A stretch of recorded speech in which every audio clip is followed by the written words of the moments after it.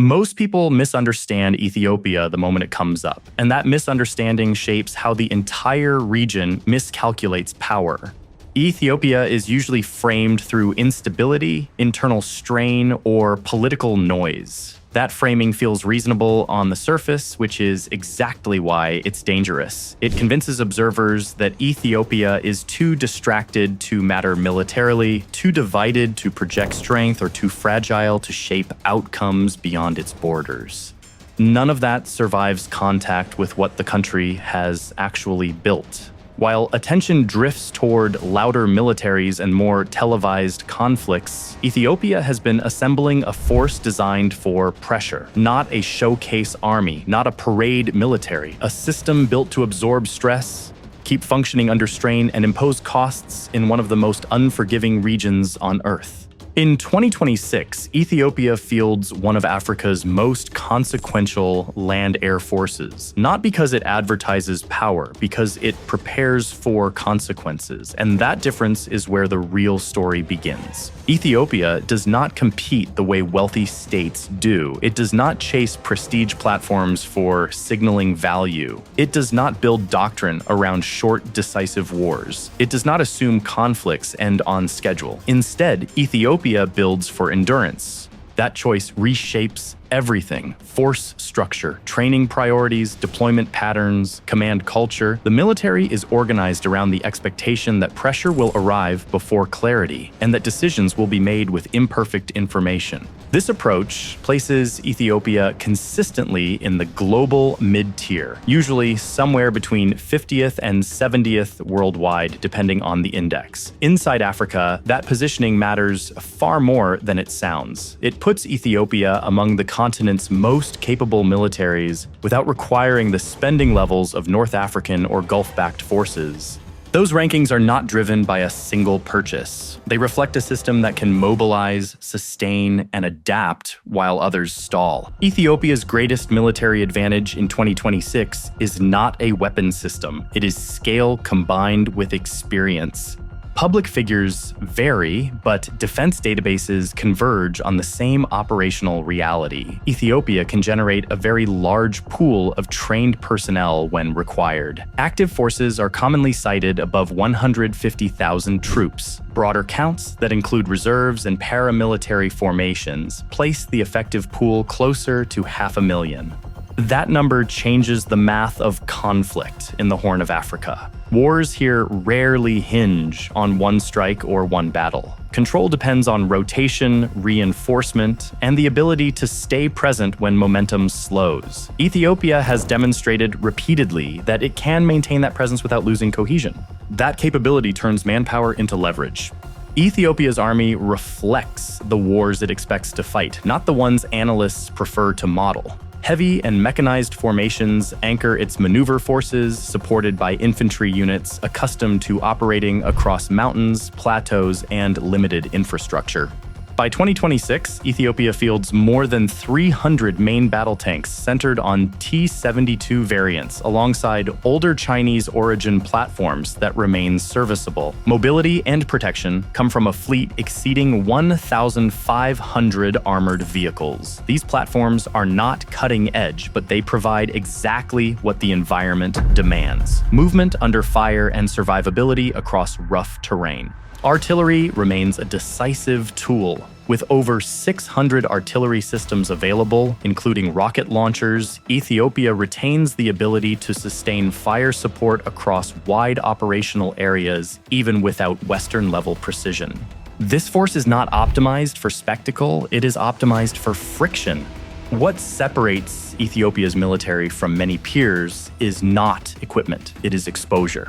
The officer corps and senior non-commissioned leaders have been shaped by large-scale conventional warfare, beginning with the late 1990s conflict against Eritrea. Subsequent years layered counterinsurgency operations across multiple regions. More recently, fighting in the north forced coordination between conventional units and irregular forces under extreme political and logistical pressure. These campaigns rewired how decisions are made under stress. Commanders learned what breaks first. Supply chains were tested until failure points became visible. Adaptation was not optional. That experience does not fade. it accumulates. For much of its modern history, Ethiopia's Air Force played a supporting role. That era is ending. By 2026, Ethiopia operates a small but clearly improving combat aviation fleet, numbering roughly 24 manned combat aircraft. Legacy platforms remain active, including Su-27 fighters, Su-25 ground attack aircraft, and MiG-23BN strike variants. These provide baseline air defense and close air support. What changes the equation is what comes next. The induction of Su-30K fighters beginning in 2024 expands range, payload, and mission flexibility well beyond earlier capabilities. The integration of Turkish-built Akıncı unmanned combat aerial vehicles adds persistent surveillance and strike reach across sensitive areas. By early 2026, Yak-130 advanced jet trainers enter service, tightening pilot training pipelines and enabling lower-cost air operations for missions that do not require frontline fighters. This does not turn Ethiopia into an air power heavyweight, it turns Ethiopia into a harder problem. Ethiopia's military posture remains defensive by design. Geography enforces that logic. The country is landlocked and operates no navy, which narrows focus and concentrates resources where they matter most. Ground and air forces are optimized for terrain control, border security, and internal stability.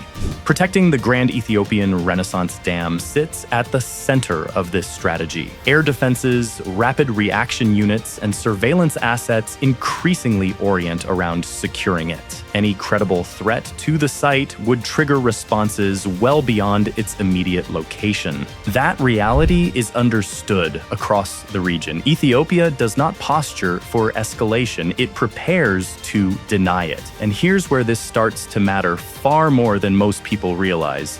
Ethiopia's military posture in 2026 does not exist in a vacuum. It is shaped by constant pressure from every direction, not because Ethiopia is looking for conflict, but because its geography makes disengagement impossible.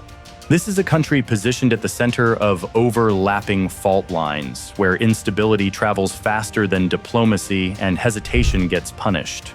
What makes Ethiopia dangerous in this environment is not how many disputes it faces, it is how it absorbs them without losing strategic control.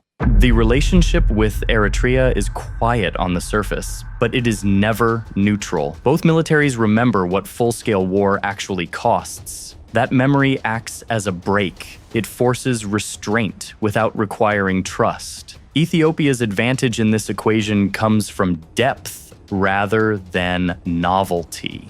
It can sustain larger formations, rotate units without hollowing out readiness, and recover from attrition in ways smaller states cannot. Eritrea understands this balance, so does Ethiopia. The result is tension without recklessness, a condition that favors the side with endurance. To the east, Ethiopia deals with a different kind of threat. Somalia is not a conventional rival, it is a source of instability that refuses to stay contained.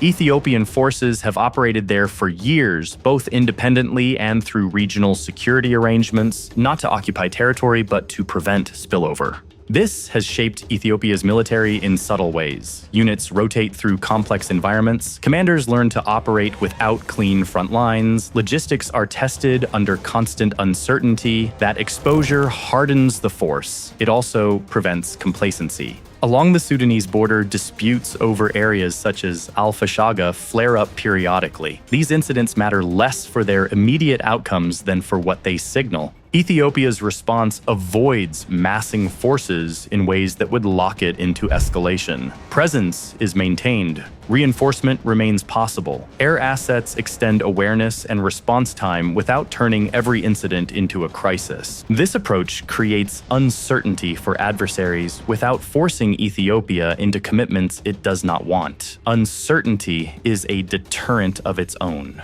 Recent internal conflicts reshaped Ethiopia's armed forces more deeply than any procurement program. Operations across northern regions and parts of Oromia forced the military to operate across vast distances while integrating multiple security branches. These were not short campaigns. They demanded coordination, patience, and logistical resilience under political pressure. The outcome matters more than the conflict itself. Ethiopia's military learned how to scale rapidly without losing central control. Command structures were stress-tested, supply chains were pushed until failure points became visible and corrected. That learning carries forward into every external posture Ethiopia now adopts. Ethiopia's leadership understands a hard limit. A multi-front conventional war would stretch the country beyond what even its manpower depth could absorb. The military posture in 2026 reflects that reality. Forces are positioned to respond quickly rather than to intimidate visibly. Air power extends awareness and reaction time instead of broadcasting dominance. Recent modernization fits neatly into this logic. Drones widen the intelligence picture. Upgraded fighters shorten response windows. Improved training stabilizes readiness over time. The objective is not escalation, it is denial. No single asset shapes Ethiopia's military priorities more than the Grand Ethiopian Renaissance Dam. This is not just infrastructure, it is a strategic anchor that ties military planning to national survival.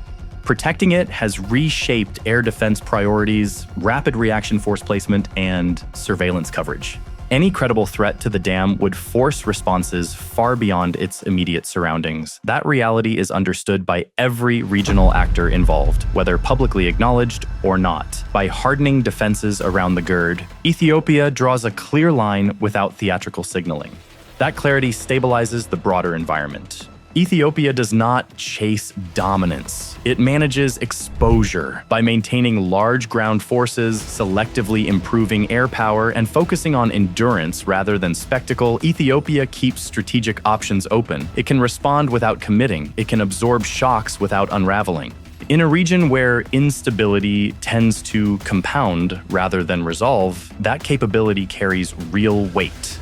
Ethiopia's military in 2026 is not trying to win headlines. It is trying to survive complexity. And that is exactly why it continues to matter. Power only matters in context. Ethiopia's military in 2026 is not designed to dominate every rival at once. It is designed to make escalation costly enough that no single actor can dictate terms. That distinction is where Ethiopia quietly gains leverage. The Ethiopian-Eritrean relationship is shaped by experience rather than posture. Both sides remember what a full-scale war actually demanded. Losses were not abstract. Logistics broke. Command decisions carried permanent consequences. That shared memory restrains behavior far more effectively than public threats ever could. Ethiopia's advantage here is structural. Larger formations can be sustained without degrading readiness elsewhere. Units can rotate while maintaining pressure. Attrition does not immediately translate into strategic weakness. Eritrea understands this reality. That understanding keeps escalation contained.